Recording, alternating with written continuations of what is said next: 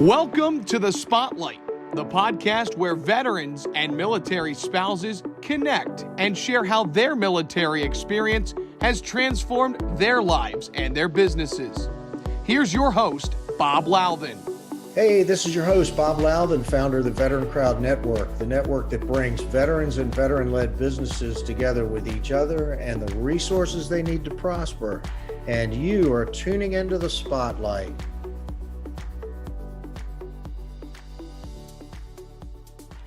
Hey, welcome. My guest today, Joshua Hood, author. He's got a new book coming out called The Treadstone Transgression. Holding it up right here. It's going to be available on April the 5th, coming up very soon here. Joshua, welcome to the program. Thank you for stepping into the spotlight. Well, thank you very much for having me. Hey, let's start right in on the book itself. First question, when did you discover that you were an author?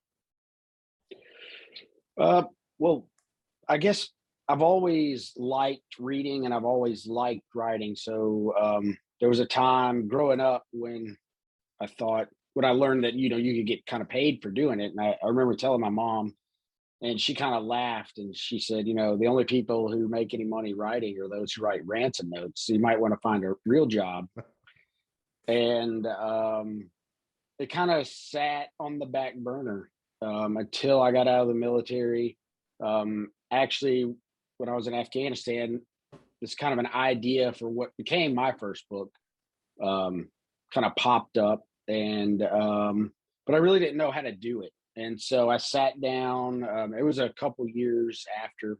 It's strange. I feel like I've spent a lot of my life running from the idea of being an author, because I guess when you put yourself out there in any way, that fear of failure will hold you back. So there was always an excuse not to do it. And then oddly enough, I had a team leader when I was in the 82nd Airborne who I told him that I had gotten an English degree because I enlisted before I went in the military.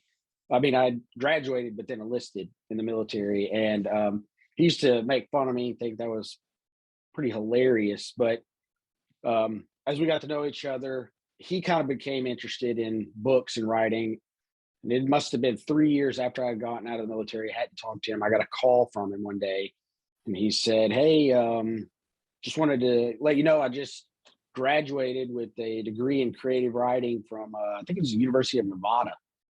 I was like, wow, because at the time I didn't think that guy would ever do that. And he's like, and I just published my first book. And it was one of those things where I was like, this dude stole my dream. Followed immediately by the realization that he had gotten off the couch and done what I'd wanted to do. And literally that day I went upstairs, grabbed this old computer that I had, and I started writing that book that had kind of the idea that had come in Afghanistan a few years earlier. And so that's how it happened.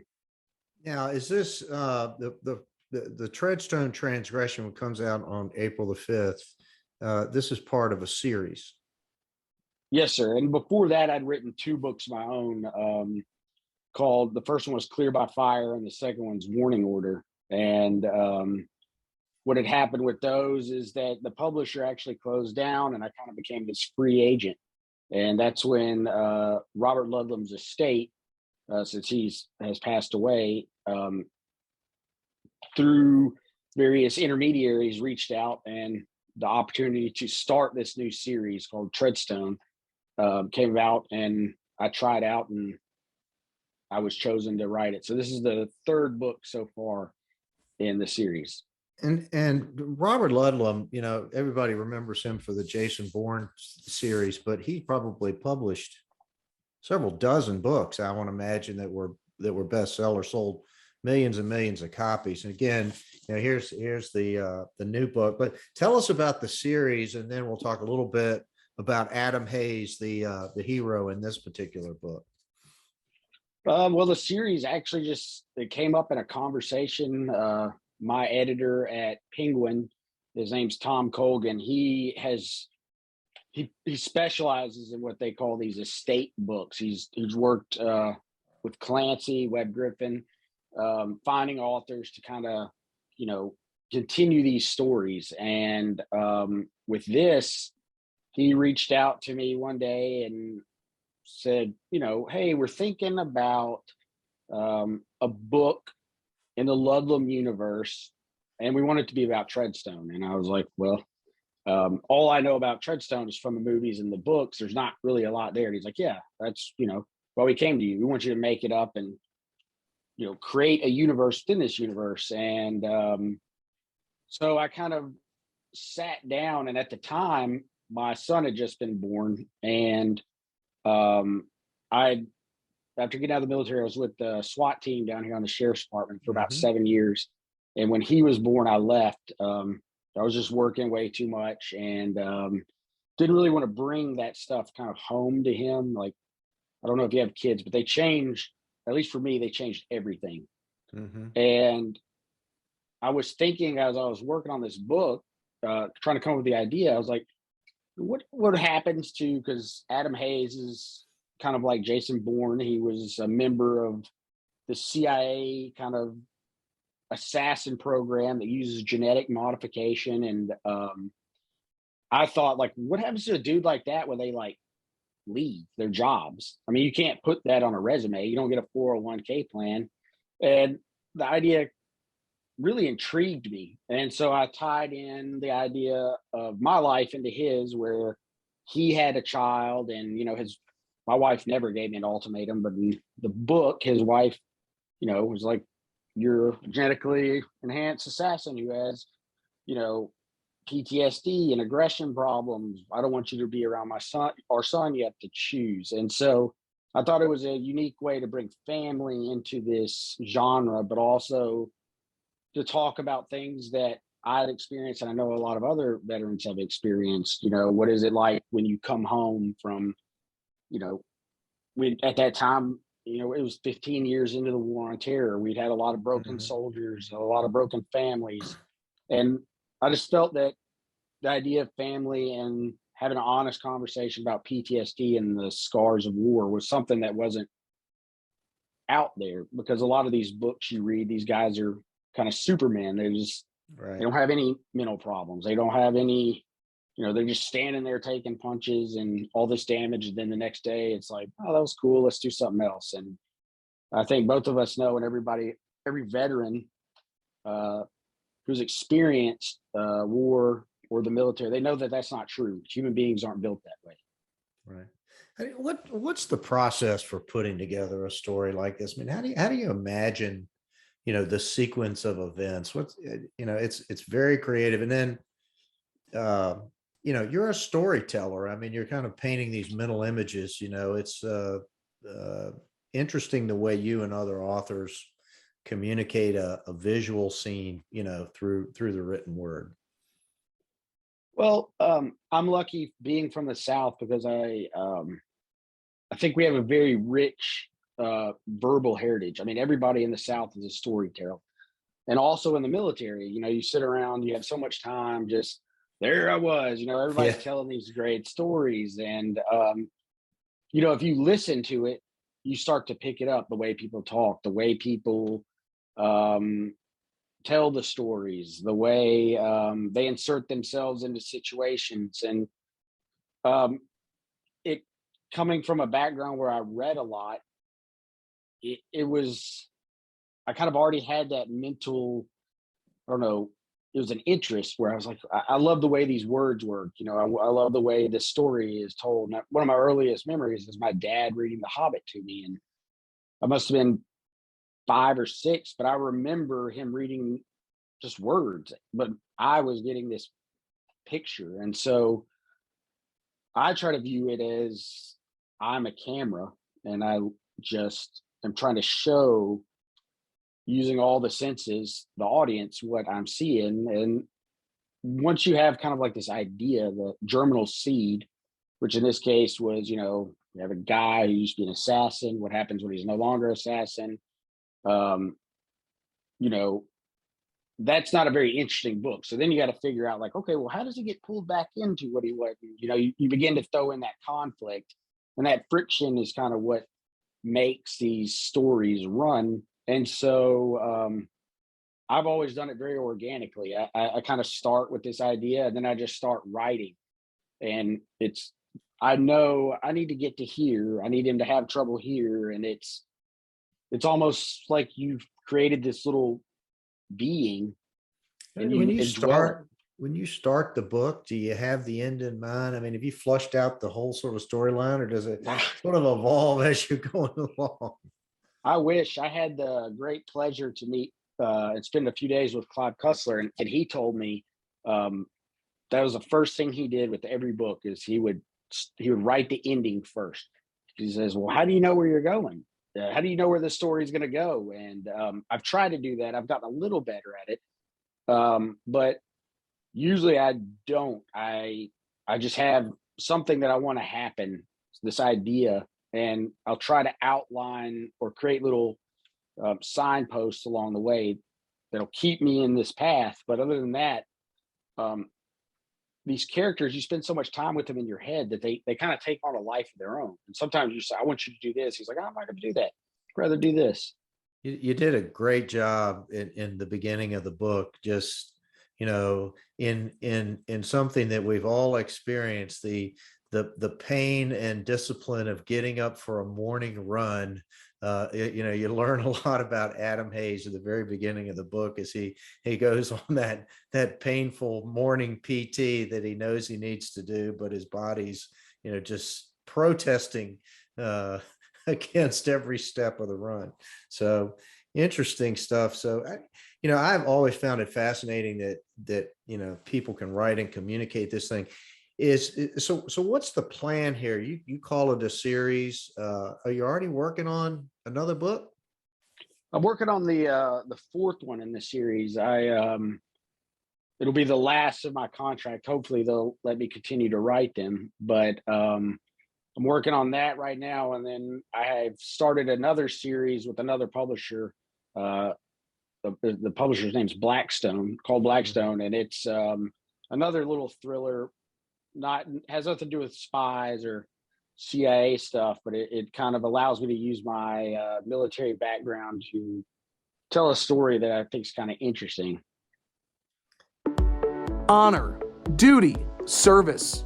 At the Veteran Crowd Network, we're focused on our next mission, bringing veterans, veteran-operated businesses, and veteran service organizations together with each other and the resources they need to prosper.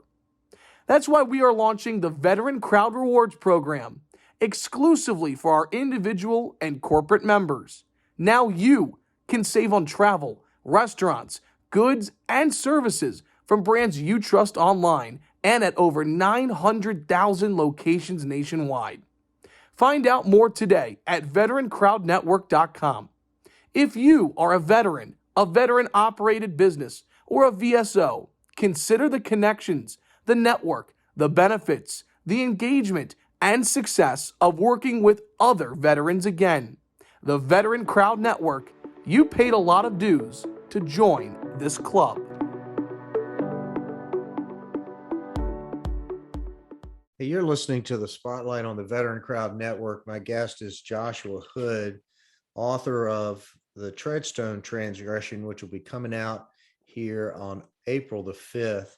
I want to shift gears with you on Joshua, for a second, and go back and talk about your military experience. You went to college and then enlisted and went in the 82nd. Tell us a little bit, where was your mind coming out of the University of Memphis, and what motivated you to enlist in the Army? Well, there was a war going on, and I have a younger brother who had just finished high school, and he and I had always talked about, being in the military, but my mother was really adamant on me staying in college. And so he enlisted, he went also infantry and went one of the striker brigades. And it was one of those things where he and I had always been close. And besides my desire to serve, I understood somehow that, like, once you begin this path, I would never be able to talk to him or be there for him like I had as an older brother without knowing, what he had experienced. And so, as strange as that sounds, that was like the impetus for me actually joining the military. And then Did you, any of your did your parents or any other members of your family, had they been in the service? my dad was he did 2 tours in Nam, and his dad was in the Navy. My dad was also in the Navy, but he was a test pilot in the Navy during World War II. So we'd had this groundwork of what you're supposed to do, that you're supposed to give back to your country, especially in a time of need like war. I think that's a strong What year tradition. was this when you and your brother enlisted? He enlisted in 2003, and I enlisted I enlisted at the same time he did, but I had to finish up the last semester of college. So I actually went to basic in 2004, and he went in 2003. So when I was in basic, he was in Mosul, and then he got back, and then I got sent over to Iraq, and then he came back, I came back, and then he went, and then I went back to Afghanistan, and then by the time I finished 15 months in Afghanistan, he was getting out. So mom was not happy having her babies both. Basically had somebody deployed all the time for 5 years. Well, there was 2 parts where I guess because he was there during the surge in Iraq, and I was in with the surge in Afghanistan, so we were both deployed at the same time, and it wasn't, I guess, easy on her, but that's saying they also serve who stand and wait, right? And I think they had the hardest job. Yeah. I mean, you knew what you were up against, whereas she was back home kind of wondering. The unknown is sometimes worse than what's known. What do you think, Nat? And then you came back and you became a SWAT team member. And let's talk a little bit about that experience. You decorated SWAT team member. Yeah, well, when I got out, there was at the time, I think we had gone through kind of this beginning of this recession where the housing market had cracked. So there wasn't 2008. I remember it well. Yeah. So I got out right when that happened, and I had some National Guard time to do, and but it was job prospects were kind of bleak, and I didn't really know what I wanted to do, but I knew that I had certain skill sets that besides contracting, I still felt that I'd helped. I felt I'd served overseas, but I hadn't really done anything here, for our community, and it just kind of seemed natural.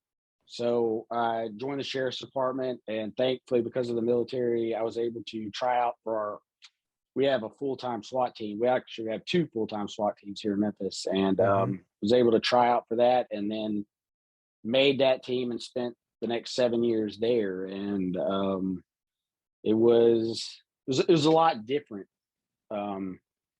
And in some ways it was difficult because when you have a warrant or whatever, and you go into somebody's house, you hear the families, and it made me remember, like in Iraq and Afghanistan, when you would go to clear a house or whatever, you can't understand what they're saying, but in the United States you can, and it kind of it kind of aided a little bit in the healing of what had happened over there, because you realize we're all just people, and not to go too far down that rabbit hole, but it was an interesting thing. And then have you woven some of your personal experiences in Afghanistan, Iraq into the Treadstone series? I have. I've tried to, and obviously you got to kind of pump them up, because in the 82nd, just a regular grunt, you're not doing anything like are in books or movies. But I think the fears and the experiences, the smells, the longing for home, the wanting, to know if there's a purpose in all of this. I think those are similar. Interesting stuff. So, interesting that you weave into this a lot of knowledge about weapons. Is that something that you had some existing knowledge of and were able to work into the book? It was, and I think that looking back on where this genre kind of started with Tom Clancy and Dale Brown, I think a hallmark of these books is authenticity. And back then, before the internet, they became, I think Tom Clancy especially, he did a whole lot of research, such research that at one time, they had naval intelligence and people like, how do you know this stuff? It's like, oh, it was in Popular Mechanics. But for me and a lot of other authors growing up reading that level of authenticity has become a hallmark of the genre. And I think a lot of readers expect it. Have you got some folks that have been in 3-letter agencies that you call on and, kind of, hey, does this, kind of put the BS meter on it and, does this smell right kind of a thing? Have you got some folks like that? I do. And oddly enough, the hardest person that I've ever had to get any information out of was writing. It was just a paragraph in another book about a submarine. And there's not a whole lot of information about submarines, but I knew another author who was a submarine commander. And I just thought I was asking him how fast do they go? How deep do they go? Can't tell you that. Can't tell you that. Well, what about this? Can't tell you that. Like, were you on a submarine? He's like, yes, I was on a submarine, and you can't tell me any of this stuff. No, it's all classified. Yeah, it's like I think you now have to sign a confidentiality agreement, and you can't disclose anything until you're 90 years old, or and I think it's a 70-year non-disclosure agreement or something of that nature. So if you live long enough and can remember it, you're off the hook. And the agency guys, when you ask them, like, I read about this and this happened, and they're always like, allegedly. Well, no, it was in the newspaper. I can allegedly. neither confirm nor deny. Yeah. Right. And then you're like, okay, I just need to know, does this sound right? Yeah. It could have happened that way. So you become a full-time author. I mean, what's the life of a full-time author like? It's pretty boring. Okay. I have a 5-year-old and then I have an 18-month-old. So nothing boring about that. Okay. No, but being an author is very, very selfish. It's a selfish job, I've learned. And it's because you spend so much time alone, you spend so much time in your head, oddly enough, kind of making friends with figments of your imagination. So it's kind of weird if you think about it far enough. Have you ever used any of your friends as a model for a character in the book? I have. And I'm going to take Bill over here and Susie, and I'm going to work them into the. I have. And the funny thing was with Treadstone is he has a wife named Annabelle, and she in no way reflects anything that my wife does. But upon reading it, she's like, I think she had gotten a copy, and I came home one day and she's just sitting there with that look. She says, on page whatever, you say, are you talking about me? I was like, no, baby, that's a character. And she said, well, further on, you have a character, Dean Fitzgerald, and that was actually a friend of mine that I'd based the character on. That's on him, right? And I was like, well, yes, but I used his name. That's not your name. They're going to think it's me. So like you have a lot of people around you who think you use a little pieces of them, but everybody starts to think like, is that me? Are you right about me? Yeah. Well, if you ever need ever feel a need for a washed up, combat engineer now turned podcaster, you want to get a little bit, you can work me into one of your books. I won't be ashamed. It's always interesting to use, to talk to real people. And I remember a really good friend of mine, Mark Graney, was writing a book with a Delta operator. And he was talking about all this stuff. And Mark said he was just kind of like, And then he's like, then we'd go by and we'd flick their eyeballs. And he said, what? Whoa. He just kind of woke up and like zoned back in on the conversation. He's like, what are you talking about? He's like, that's how you make sure they're dead. You flip their eyeballs. And he actually worked that into a book. And, that's something most people would never know, but it immediately lends an authenticity and like, anchors that scene. And so when you get to talk to people who've actually been there and done that, and they say, well, we don't call it that, we call it this. So they give you that insider lingo. It really, I think, spices it up. That's the kind of research we need. Well, Joshua, we've kind of hit our time frame here. Really interested. I want to, give a shout out for the book. Here it is. It's going to be available in a few days, April the 5th. Be available, and we encourage folks to pick it up. I guess it'll be available on Kindle too, probably, and buy it. But very exciting stuff here. When's the fourth book maybe going to come out after this one? There'll be another year maybe, or how long before the next I one think comes they out? wait, usually another year. But you still have 2 more, so maybe it won't be to catch up with where you're at right now. That's So right. I got to go back and get the first 2 in the series. So, well, listen, thank you very much for stepping into the spotlight. Our guest has been Joshua Hood. Again, he's a Army veteran, U.S. All-American Division, 82nd Airborne, University of Memphis grad, former SWAT team member, and now he's got his book here, the Treadstone, in the Treadstone series, the Treadstone Transgression, coming out April 5th. Joshua, thank you for stepping into the spotlight. Really appreciate it. Had a great time. Thank you very much for having me. You've been listening to the Spotlight on the Veteran Crowd Network. Our guest again has been Joshua Hood. Joshua, I want to throw out an Army Bravo Zulu to you for your performance today. Thanks for stepping into the spotlight, and that's a wrap.